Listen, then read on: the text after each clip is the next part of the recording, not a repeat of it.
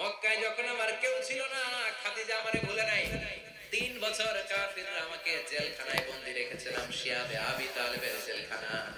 আমার স্ত্রী ওই জেলখানার জীবনেও আমারে ছাড়ে নাই। আমার সাথে 3 বছর খাদিজাও জেল খেটেছে। বিশ্বনবী যত মানুষকে কবরে রেখেছেন, তারপরে দাঁড়িয়েছেন আর বলেছেন, ইস্তাগফিরু লিআখিকুম, তোমার ভাইদের জন্য তোমরা দোয়া করো। ফাইন্নাহু আনা ইউসাল, এখনি তাকে কবরে সওয়াল করা হবে। কবরে প্রশ্ন আছে না নাই? কথা বলেন। বিশ্বনবী খাদিজাতুল কুবরা, ওনার প্রথম স্ত্রী খাদিজাতুল কুবরা তাহেরাকে কবরের মধ্যে রেখে দিয়ে কাঁদতে শুরু করলেন। চোখের পানি ছেড়ে অনেক দোয়া করলেন। দোয়া শেষে সব সাহাবারা ঘরে ফিরে যায়, বিশ্বনবী যায় না। সাইয়েদনা আবু বকর বললেন, ও নবী চলেন ঘরে যাই। অনেক তো দোয়া করলেন। বিশ্বনবী বললেন, আবু বকর তুমি যাও, আমি যাব না। এইটা সাধারণ মহিলা না, এটা বিপদের দিনের সঙ্গিনী খাদিজা। মক্কায় যখন আমার কেউ ছিল না, খাদিজা আমারে ভুলে নাই। 3 বছর কাফিররা আমাকে জেলখানায় বন্দী রেখেছিলাম, শিয়াবে আবি তালেবের জেলখানা। আমার স্ত্রী ওই জেলখানার জীবনেও আমারে ছাড়ে নাই। আমার সাথে 3 বছর খাদিজাও জেল খেটেছে। এই একটাই মহিলা, যেই মহিলাকে আল্লাহ আরশের উপর থেকে সালাম দিয়েছে, মহিলাটার নাম খাদিজা। আল্লাহু আকবার। আমার সব সন্তান আল্লাহ খাদিজার পেট থেকে দিয়েছে। ফাতেমাতুজ জোহরা খাদিজার মেয়ে, জাইনাব খাদিজার মেয়ে, উম্মে কুলসুম খাদিজার মেয়ে, রুকাইয়া খাদিজার মেয়ে, আবুল কাসিম বিশ্বনবীর ছেলে খাদিজার ছেলে, আব্দুল্লাহ যাকে তাইয়্যিব এবং তাহের নামে আমরা চিনি, সেও খাদিজার ছেলে। সুবহানাল্লাহ। ও আবু বকর, আমার এই কলিজার টুকরা প্রিয়তমা খাদিজারে রেখে দিয়ে কেমনে বাসায় যায়? তুমি যাও, আমি দাঁড়িয়ে থাকবো। এখনই মুনকার নাকির এসে খাদিজারে প্রশ্ন করবে, আমি দেখবো খাদিজা উত্তর দিতে পারে কিনা। আর প্রশ্নের উত্তর যদি ভুল করে ফেলে, কবরের উপর থেকে আমি নিজে প্রশ্নের উত্তর দিয়ে দেব। সাইয়েদনা জিবরাইল বললেন, না, আপনারা দাঁড়িয়ে থাকার দরকার নাই, আবু বকরের সাথে ঘরে চলে যান। আল্লাহ জানিয়ে দিয়েছে, খাদিজার কবরের প্রশ্নে যদি কোনো সমস্যা হয়, আরশের উপর থেকে খাদিজার প্রশ্নের জবাব আল্লাহ নিজে দিয়ে দিবে। এজন্য কবরের আযাব থেকে বিশ্বনবী পানাহ চেয়েছেন। বিশ্বনবী বলেছেন, আল্লাহুম্মা ইন্না নাউযু বিকা মিন আযাবিল কবর।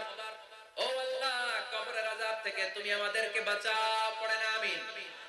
কবরে মুমিনদেরকে 4টা প্রশ্ন করা হবে, কাফিরদেরকে 3টা প্রশ্ন। চিৎকার করে বলেন, মুমিনের প্রশ্ন কয়টা? আর জোরে বলেন। প্রথম প্রশ্ন, মার রব্বুক, তোর রবের নাম কি? আমরা কি বলবো? আল্লাহ আমারে রব, এই রবি আমার সব, দমে দমে তনু মনে তারি অনুভব। আল্লাহ আমারে রব, এই রবি আমার সব। পড়েন আমিন। দ্বিতীয় প্রশ্ন, আমার দিন, উত্তর দিনের নাম কি? ধর্মের নাম কি? তৃতীয় প্রশ্ন, মান হাদার রাজুল, এই লোকটা কে? আমরা বলবো মুহাম্মদ সাল্লাল্লাহু।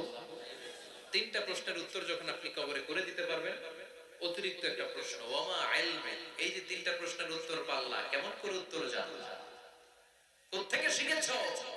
নকল করে আনছো? কাফনের কাপড়ে পরীক্ষা হলে নকল আছে না নাই? হাতে নকল আছে না? পায়ে নকল, মুজার ভিতরে নকল আছে না নাই? মোবাইলে নকল আছে না নাই? নকল থেকে আল্লাহ তুমি বাঁচাও। আরো আসতে কোনা আমি। কিভাবে জানলা? কেমন করে 3টা প্রশ্নের উত্তর শিখলা? What is the source of your knowledge? তথ্যসূত্র কি? আপনাকে বলতে হবে, আমি যেই কিতাবটা থেকে শিখেছি, কিতাবটার নাম কি? চিল্লায় বলেন কি নাম? এই কিতাবটা হলো কোরআন। আপনাকে বলতে হবে, কোরআন থেকে আমি শিখেছি, বিশ্বনবীর হাদিস থেকে আমি শিখেছি। 4টা প্রশ্নের উত্তর যখন পারবেন, ফেরেশতারা বলবে, আহলান সাহলান, খুশ আমদের, কংগ্রাচুলেশন, বাহ বাহ, তুমি তো চমৎকার পেরেছো। ফায়ুফসাহু লাহু কবরুহু 70 যিরাআন, মুমিন বান্দার কবরটা 70 হাত লম্বা করে দেয়া হবে। ইফতাহু লাহু বাবুন ইলাল জান্নাহ, জান্নাতের দিকে তার কবর থেকে একটা দরজা বানিয়ে দেয়া হবে। জান্নাতের সুঘ্রাণ, ঠান্ডা বাতাস এসে তার কবরের ভিতরে ঢুকতে শুরু করবে। ইলবাসু লিবাস মিন আহলিল জান্নাহ, জান্নাতীদের পোশাক তার গায়ের মধ্যে পরিয়ে দেয়া হবে। আল্লাহু আকবার। আর বলা হবে, নাম কানাউমিল আরুস, বাসর রাতে বর যেমনি কনেকে নিয়ে ঘুমিয়ে যায়, তুমিও একটা ঘুম দাও। আলহামদুলিল্লাহ পড়ে মুমিন বান্দা আনন্দের একটা ঘুম দিবে। ইসরাফিলের সিংগার আওয়াজ ছাড়া পৃথিবীর কোনো কিছুই তার আগে ঘুম ভাঙতে পারবে না। আল্লাহ আমরাও যেন সেদিন কবর একটা মজার ঘুম দিতে পারি।